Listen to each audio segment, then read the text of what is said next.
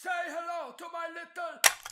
Not many games are as efficient at shooting themselves in the foot as Mafia 3 is, and it is due time that the piece receives some love for delivering one of the most lavishly realized simulated open worlds that exist today. This title had to endure a lot of heat since its debut, criticized mostly for stone traditional and super repetitive gameplay loops. This review will examine those mechanics with an intent to find out how their implementation feels in the context of what the game seeks to achieve.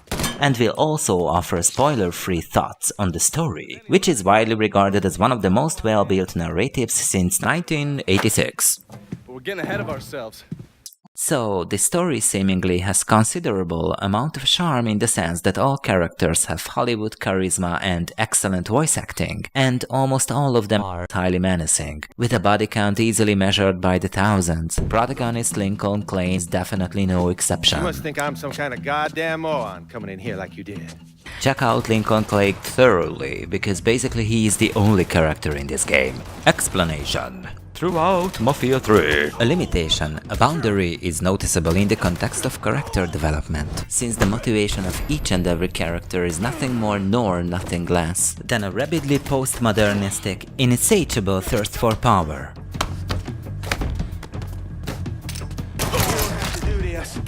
We can work something out. Only thing needs working out of your funeral arrangements. The wanting of power overrules all other considerations in Mafia 3. This is the only entity these characters are loyal to or motivated by. You can't make decisions based on emotionally unstable cocksuckers like Burke. And you proved that by having me lock down the rackets here for you. Don't lose sight of that now. They are power junkies. What? Who is junkies? And as such, it would not be an extreme stretch of the imagination to claim that the whole game features only one character, the power-hungry mob psychopath that tolerates no entity between itself and the expression of its robust egotistical dominance. Remember, a psychopath is intelligence without a soul. And Mafia 3 is a story of how this anti-metaphysical, solitary psychopath implodes into a manifesto of murderous, ravaging madness by scattering itself into myriad little psychos that now are free to kill each other for the oh-so-desired power. So the story mostly is good for the top-tier presentational values and cinematic qualities, but there is no true character depth here, as everyone is a power freak. And the funny thing is, even as power freaks, they are more interesting than most video game characters. Oftentimes you find yourself fascinated by some of the expositions of some of the actors, but the conclusion always is that they send you to kill someone new. All units, search is called off. Repeat, abandon search. Return to patrols. No pun intended, but a definite step in the right direction as the characters feel real, even if their common denominator is their want of the Kingpin throne. Problem is, Mafia 3 introduces a gazillion amount of inconsequential characters with no other relevance to them than the random order they are to be massacred by. And this act takes the focus away from the main characters. But one has a hunch that the focus had to be taken away from the main characters because they hardly have anything more to say that they are ready to kill anyone and everyone for power. Move on, nothing to see there. Go kill someone, play the side missions, enjoy the scenery. Mafia 3 takes you to an alternate universe 1986. Though we are right at the end of the civil rights movement, racism still is present in the fictional city of New Bordeaux, a place modeled after New Orleans. Your protagonist is Vietnam veteran Lincoln Clay, a quite obvious nod for Abraham Lincoln and Cassius Clay. Your charismatic avatar is quick to find himself on the worst end of a handgun in a betrayal scenario, but the sub-antagonist who pulls the trigger emerges unsuccessful at generating a dead body of you. Thus you find yourself in the archetypical role of delivering vendetta upon your wrongers, doing so with an ambition no less than to take the entire underworld of the region over in the process. Your vendetta has its anatomy laid out, and there is no deviation from its related formula.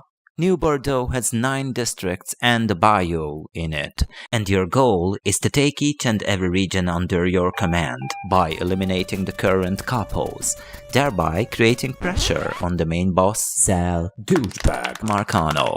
Once isolated, you take out the top dog too. A healthy chunk of the game progresses with you doing various missions, synonym mass murders, to the effect of gaining the trust of local crime lords and a crime mistress. This is how approval is cultivated in this here part. Once this pact has been formed, you concentrate a focused effort on purging Marcano's associates from all the districts.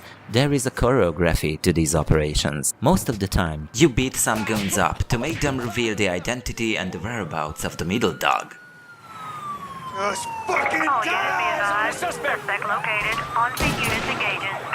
You make a hit to provoke the couple. Finally, you destroy his rackets to bait him out. Once they surface, you finally embark on the consecutive final showdown, leaving piles and piles of dead bodies behind your hide before reaching the given district boss. You either recruit the former couple or you send them on a permanent vacation. I ain't ready to die. I'm not fucking ready.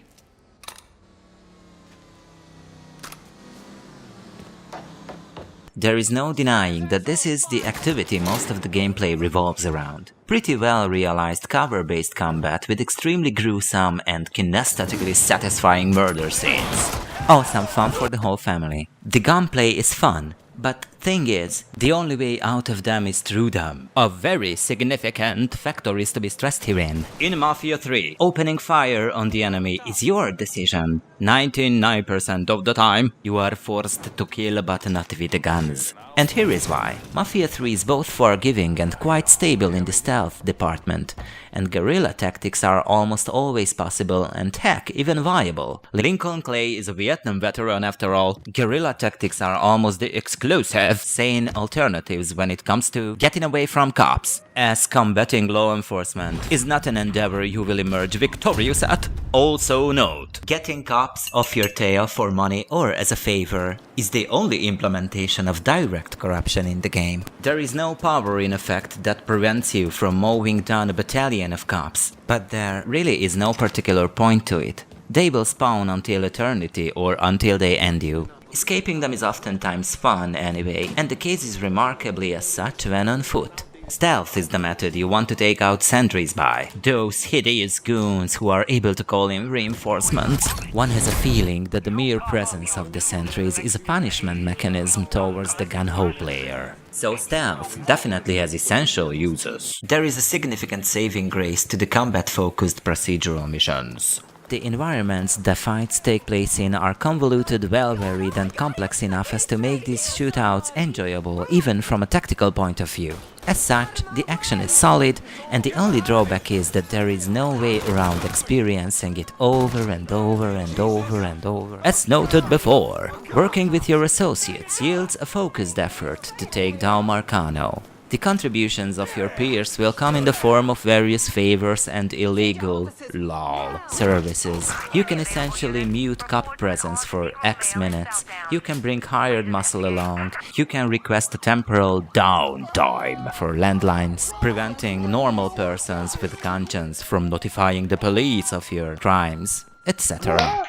Mafia 3 throws in a rudimentary mob manager minigame to model the economics of your crime empire. Announce your goddamn intent here, brother. It's never an easy answer, trust me, I know.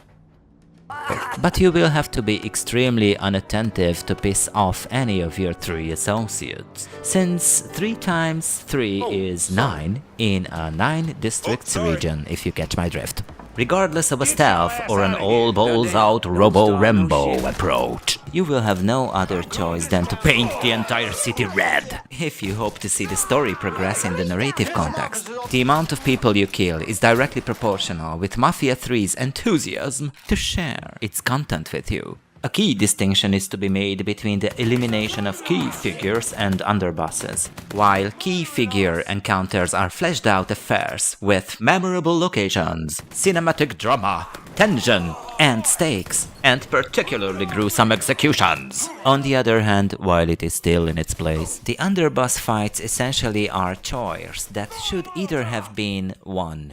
Optional, or 2, you should have the capacity to either buy or murder the opposition with mere money. Why would you need to beat up a local informant once you already has established yourself as an emergent angel of death who just whacked the neighboring district and its rooster? You seriously think that a snitch would rather be beaten to pulp than to receive $1,000 for singing a name? The lack of bribing, the lack of corruption in this city is saddening. Note the following. Excluding requestable and purchasable cop turn-offs, Mafia 3 refrains from introducing corruption mechanics in an attempt to forcing you to fight instead. Since you have no other choice, you will. In this sense, Mafia 3 throws procedurally generated missions your way in an effort to prolong the gameplay with gunplay and rewards you with the continuation of the narrative as soon as you have endured your relative punishment of plodding through the procedural missions. I realize I'm in the minority with my opinion that district takeovers are not obscenely long, but the problem indeed is that each and every district takeover plays out exactly the same way. Only you will destroy a drug racket in one district and a stolen electronic parts racket in the other one, etc. You can make 2 district takeovers in one session, and doing the third is prone to find those been here done that sentiments in the mind. Mafia 3 to me primarily is a game of atmosphere and mood, a place to get lost in while listening to the astounding era-specific soundtrack and appreciating the attention to detail so abundantly clear in each and every pixel rendered. The detail work is astounding throughout and is very easy to be immersed in. Unfortunately, there are only 2 types of meaningful ways you can interact with the world by. You can either traverse space, or you can cause differing degrees of mayhem. And boy, you will do a lot of both. Still, Mafia 3 reigns as one of the most lavishly realized simulated worlds to date. The only problem with the game is that death is very interactive in it, and that's nice. But life is not interactive in it enough.